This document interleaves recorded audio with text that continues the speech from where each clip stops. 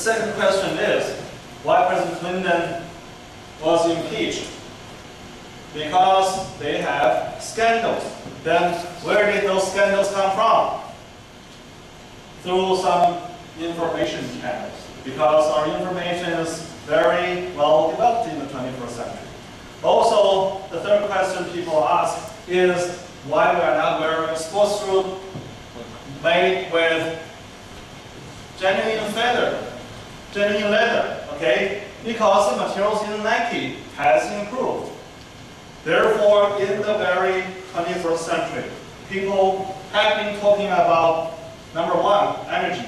Number two, information. Number three are what? Materials. So materials, along with information and energy, has become the three most important major in the coming 21st century.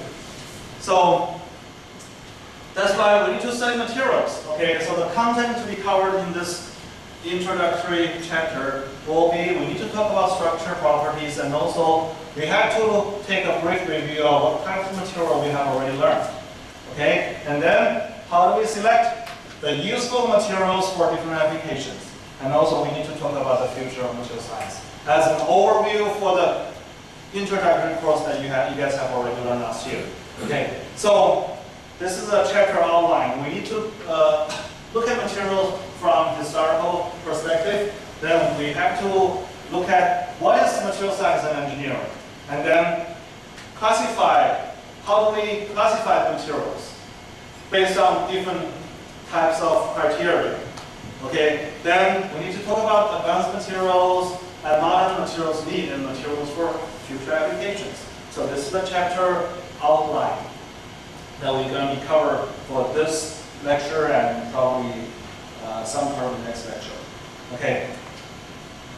So if you look at material science from a historical perspective, everybody knows people start using materials from the Stone Age. Okay?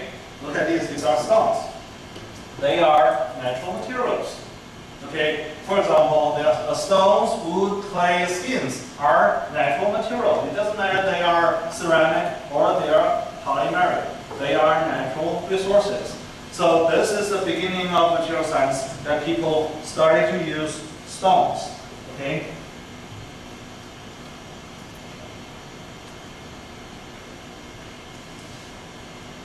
So this is the beginning of material science with Stone Age.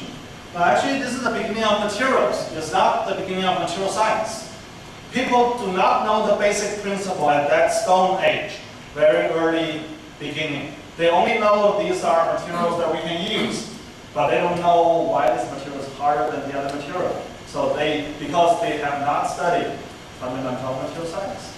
Okay? So after that, the Stone Age ended about 5,000 years ago with the introduction of another type of material. That's what we call the bronze. Now what is bronze? We just had the Olympic Games. We have gold medal, we have silver medal, we have bronze medal. Okay, so bronze is a material, or we call them an alloy, made up with copper. What is copper?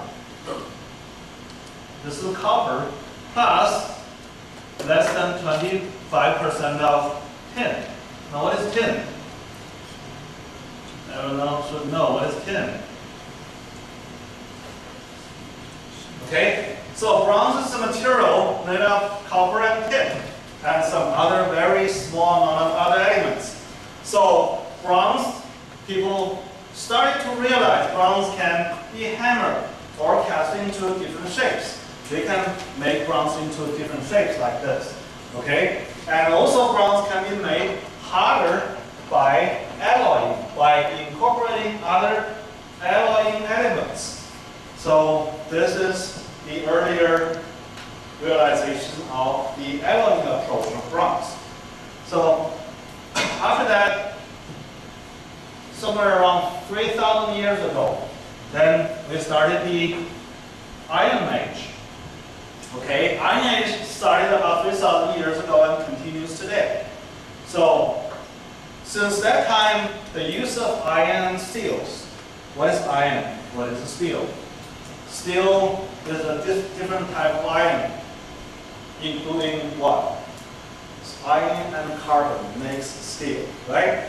So, use of iron and steel, a stronger and cheaper material, changed the daily life of a common person. Because people can make almost every structure with steels from that time.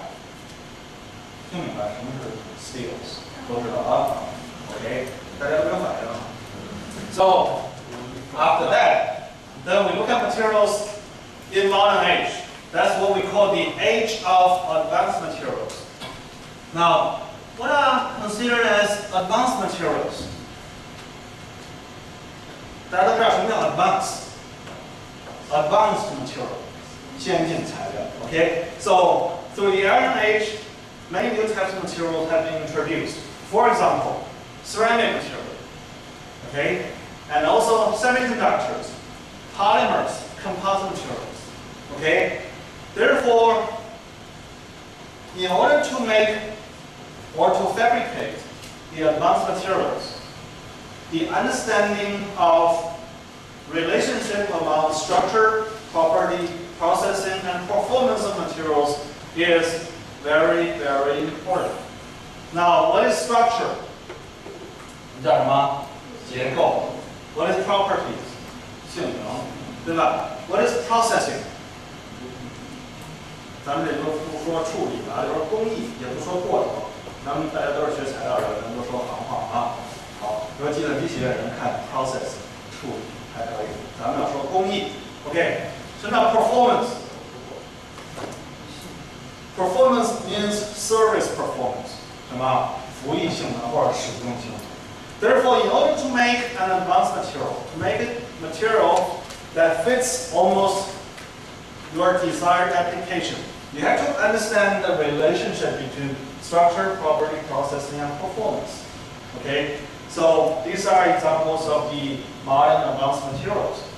Now, why does material behave this way? Why can you cast a ceramic top like this? Okay, you have to understand the basic principle by knowing the relationship between structure, property, processing, and performance. Okay, so the next question is, what is material science and engineering? Okay, this is a very basic question that you need to understand, actually a year ago. Okay, so material science is the investigation of the relationship among processing, structure, properties, and performance of materials. For example, I'm drawing this kind of a shape here. Now, here is structure.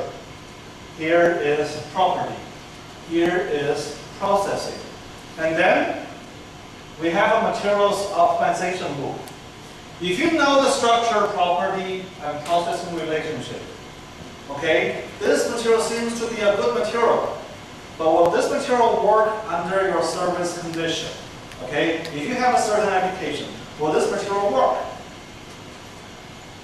Then we have to introduce another term called performance. Okay, the performance of the